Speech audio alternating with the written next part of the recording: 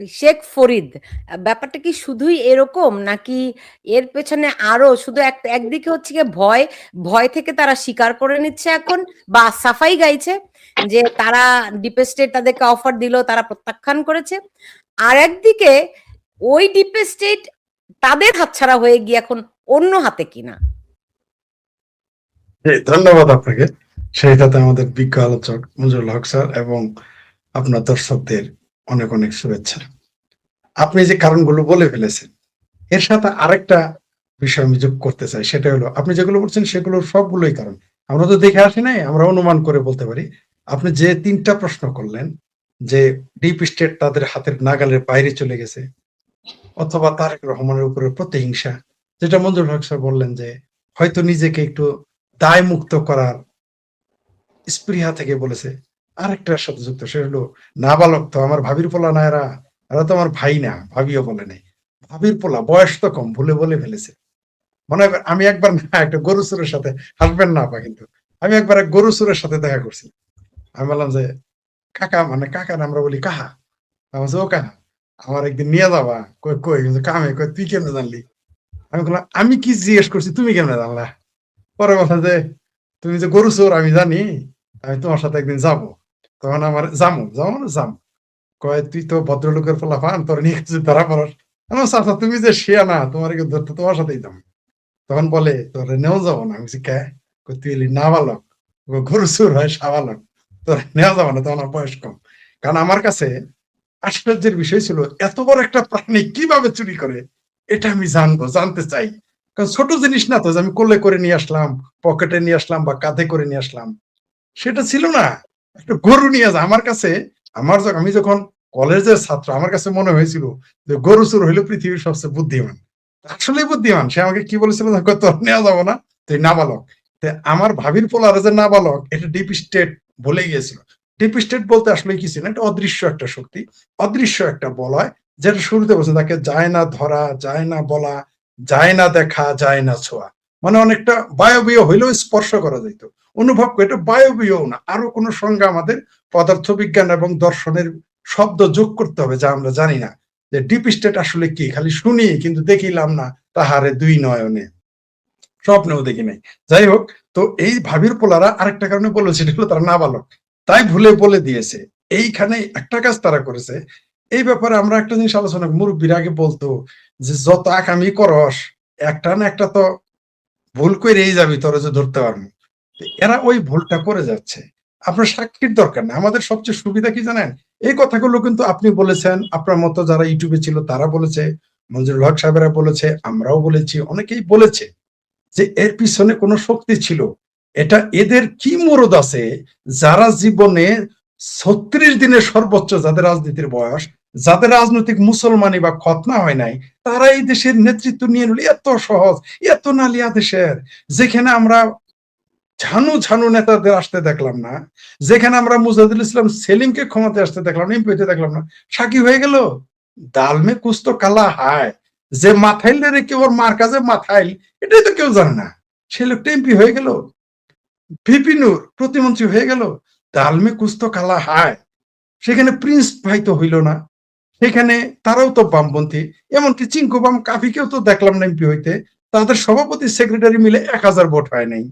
কিন্তু আমার ভাবির পোলা, যাদের কেউ চিনেন না, জানে না, আবারও কথাটা রিপিট করছি, যাদের রাজনৈতিক মুসলমানই হয় নাই, তারা এমপি হয়ে গেল, উপদেষ্টা হয়ে গেল। আর কি দেশে অধ্যাপক ছিল না, আসিফ সারকে নিয়ে এসে তাকে বানাইতে হবে, রেজওয়ানা আপাকেই নিয়ে আসতে হবে, খরিদা আক্তারকেই নিতে হবে। অনেকে হয়তো বলবেন ফরিদাকে কেন খরিদা বলি, কারণ ডিপ স্টেট সবাইকে খরিদ করে নিয়েছিল, তাই আমরা তাকে ওইটাকে স্ত্রীলিঙ্গ বানিয়েছি, জেন্ডার পরিণত করে খরিদা বলে দিয়েছি। তো এদের ডিপ স্টেট যে কাজ করেছে বা বায়বীয় একটা শক্তি বা আরো কোনো শব্দ যোগ করা যায়, এগুলো আমরা যখন বলতাম আমাদের গালি দিত, আমরা শেখ হাসিনার দোসর, আওয়ামী লীগের দোসর, ফ্যাসিস্টের দোসর, ভারতের দালাল, এমনকি মাঝে মাঝে আমেরিকার দালালও বলতো। হাস্যকর ব্যাপার। তো আমাদের বামপন্থীদের চোখ আবার সারা পৃথিবীতে ছড়িয়ে আছে, মাকড়সার চোখের মতো, মাছির চোখের মতো, যারা সব দুনিয়ার টাওয়ারে ধরা পড়ে। সব জায়গায় এদের টাওয়ারে ধরা পড়লো যে আমেরিকা গিয়ে ক্ষমতার পতন ঘটাইলো, রিজিম চেঞ্জ করলো। শুধু তাদের টাওয়ারটা বাংলাদেশে ২০২৪-এর ৫ই আগস্ট বন্ধ ছিল, কোনো বোধহয় যান্ত্রিক ত্রুটির কারণে। সম্ভবত, তাই তারা এটা দেখতে পায় না। তারা এখানে তাদের ভাষায় 1500 বা 2000 লোককে হত্যা করে শেখ হাসিনা হয়ে গেল ফ্যাসিস্ট। কালকে উদিসির ব্যানারে আমরা তা দেখলাম, চিঙ্কু বামেরা হিয়া খানের সাথে গোলাম আজমের পাশে জননেত্রী শেখ হাসিনার পোস্টার বানাইলো বিকৃতি করে। আচ্ছা, শেখ হাসিনার যদি ওই বিকৃতিটা তারা আলাদা জায়গায় করতো, আমি আপত্তি করতাম না, বলতাম এটা তাদের গণতান্ত্রিক অধিকার। কিন্তু যখনই তারা গোলাম আজমের সাথে এবং হিয়া খানের সাথে হিটলারের সাথে ছবিটা টাঙিয়েছে, তখন আমার দুইখান কথা আছে। মিস্টার উদ্দিসি, তোমাদের আমরা চিনে ফেলেছি, তোমরা হু আর ইউ, তোমরা কারা, হু আর দে, আমরা চিনে ফেলেছি। আমরা চিনে ফেলেছি যে জামশেদ জানোয়ার যে কি। আবার শোনা যাচ্ছে না, আনমিউট আবার। 24-এর আন্দোলনের সময় উদীচী ও ডিপ স্টেটের একটা অংশ ছিল বলে খুবই গুরুতর অভিযোগ আছে। শুধু উদীচী নয়, এরকম যারা যারা বাঙালি সংস্কৃতি চর্চার কেন্দ্র, তারা অনেকেই এর সঙ্গে যুক্ত ছিল, খুবই সক্রিয়ভাবে যুক্ত ছিল। কোনো সন্দেহ নাই, দৃক শহীদুল, তিনি ব্রিটিশ পাসপোর্ট নিয়ে গাজাতে যান, বাংলাদেশি পাসপোর্ট নিয়ে যান না। আনু মোহাম্মদ, রেহনুমা আপারা সহ যারা বিপ্লবী প্রফেসর, যারা বাংলাদেশে বিপ্লবী আন্দোলন ছড়িয়ে দেন, তিনারা এক সময় আমার আদর্শিক গুরু ছিলেন। একটা সময় মানে 20-25 বছর আগে যখন ছাত্র রাজনীতিতে যুক্ত হয়ে, তারা আমার বিরাট বড়, যাদের বই আমি নিজে নিয়ে যাইতাম বিক্রি করতে, মানুষকে বলতাম ওনারা আমাদের সেরা বুদ্ধিজীবী। আর দুর্ভাগ্যের বিষয় যে এই কমরেড, তার নাম দিয়েছি আমি কমরেড আনু বিহারী। কারণ হচ্ছে যে তিনি আবার আমাদের সৌভাগ্য হোক দুর্ভাগ্য, তিনি আমাদের সরিষাবাড়ির, মানে আমাদের এলাকার। তিনি যে আমাদের সরিষাবাড়ি এটা মানুষ জানে না। আমি বরং বলতাম ভাই উনি তো আমাদের সরিষাবাড়ি, বুঝতে পারছেন? আবার তিনি পরিচয় দেন না সরিষাবাড়ি, বাই চান্স জামালপুর সরিষাবাড়ি পরিচয় দিলে যদি ইজ্জত চলে যায়, আমি আবার উল্টা, আমি আবার পরিচয় দিই আমার বাড়ি সরিষাবাড়ি এবং জামালপুর। যাই হোক, আমার উল্টা হয়েছে, আমার ইজ্জত বেড়েছে, কমে নাই। তো এই আনু মোহাম্মদেরা, এরা এত বড় বিপ্লবী, এত বড় বিপ্লব করতে দেখলাম, এখন আর তাদের বলতে শুনলাম না যে এটা আমেরিকা রিজিম চেঞ্জ করেছে। তারা 1500 থেকে 2000 তাদের ভাষায় শেখ হাসিনা তাদের হত্যা করে, তাদের ভাষায়, আমার ভাষায় না, আপনার ভাষায় না, 2000 বা 1500 হত্যা করছে। তার মধ্যে আবার 450 ফেরত আসছে জিন্দা শহীদেরা।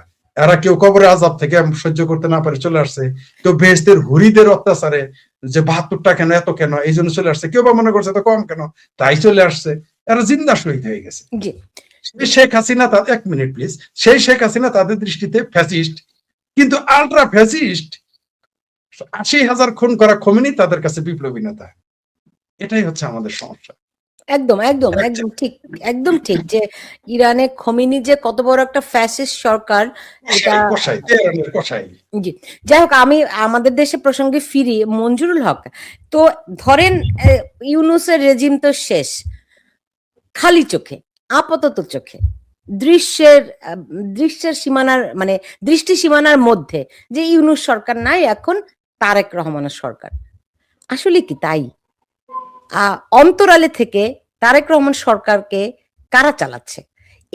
ওই ডিপ স্টেট, এই যে ধরেন ইউনূস গং বলেন, তারাই এখনো এই সরকার চালাচ্ছে, এবং এর মধ্যে আরো নতুন নতুন যাদের নাম শুনতে পাচ্ছি। এ তো মানে বিস্ময়ে চোখ বড় না, বিস্ময়ে চোখ বিস্ফোরিত হয়ে বাইরে বেরিয়ে আসার মতো। হ্যাঁ, এটা আমার অন্তত বিস্ময়ে চোখ বিস্ফোরিত হওয়ার মতন কোনো ঘটনা নেই। কারণ আমি নিশ্চিত ছিলাম যে ব্যাপারে, এবং এটা আমি বিভিন্ন জায়গায় বলেছি, লিখেছি এই বিষয়গুলো, যে ইউনূস সাহেব তখনই ক্ষমতা ছাড়বেন, বা ইউনূস সাহেবকে তখনই এখানে রিপ্লেস করা হবে অন্য যে কোনো একজনকে দিয়ে।